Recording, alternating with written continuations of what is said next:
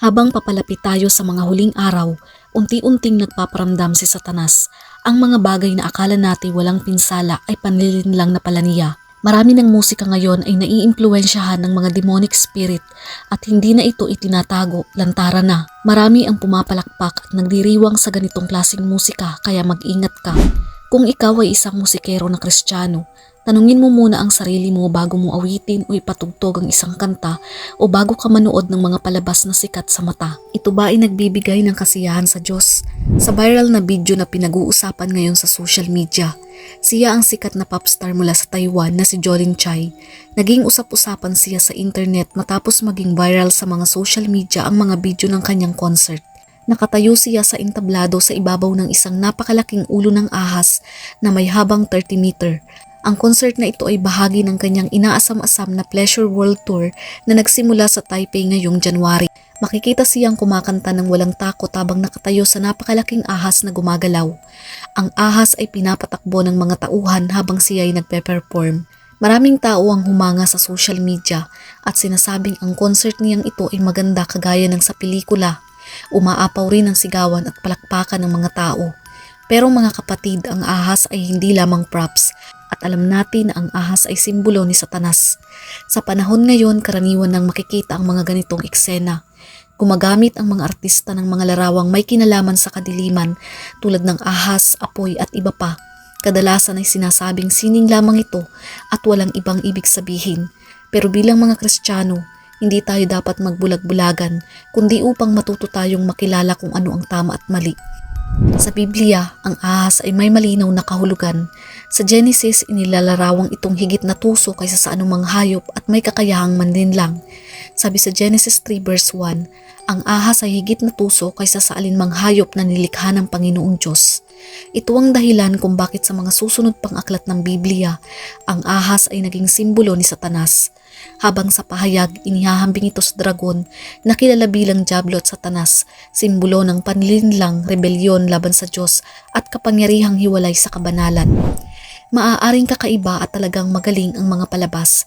Maaari ring magandang tingnan at sikat sa mga tao ang mga musika na ating pinapakinggan.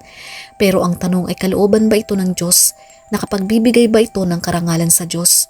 Kapatid, hindi lahat ng bagay na maganda sa paningin ay mabuti sa ating espiritu. Hindi rin lahat ng sikat na bagay ay kalooban ng Diyos at hindi lahat ng bagay na pinapalakpakan ng tao ay pinapalakpakan din ng langit.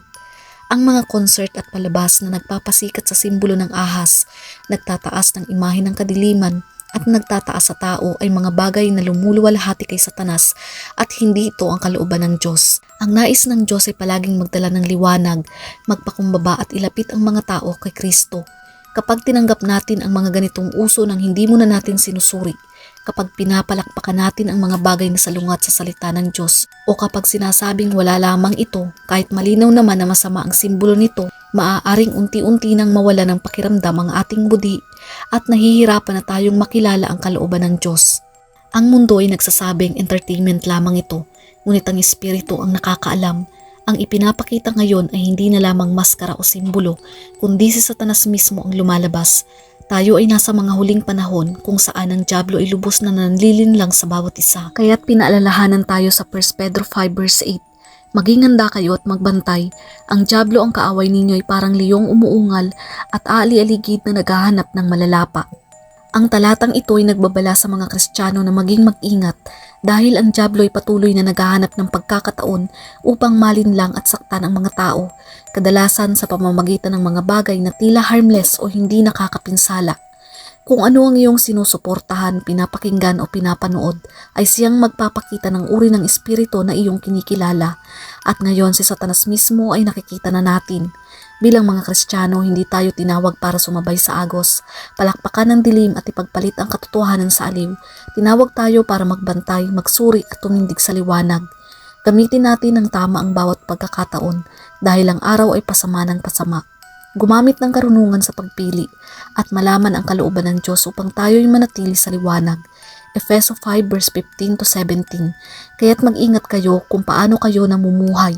Mamuhay kayong tulad ng matatalino at di tulad ng mga mangmang. Gamitin ninyo ng lubusan para sa mabuti ang bawat pagkakataon, sapagkat puno ng kasamaan ang kasalukuyang panahon.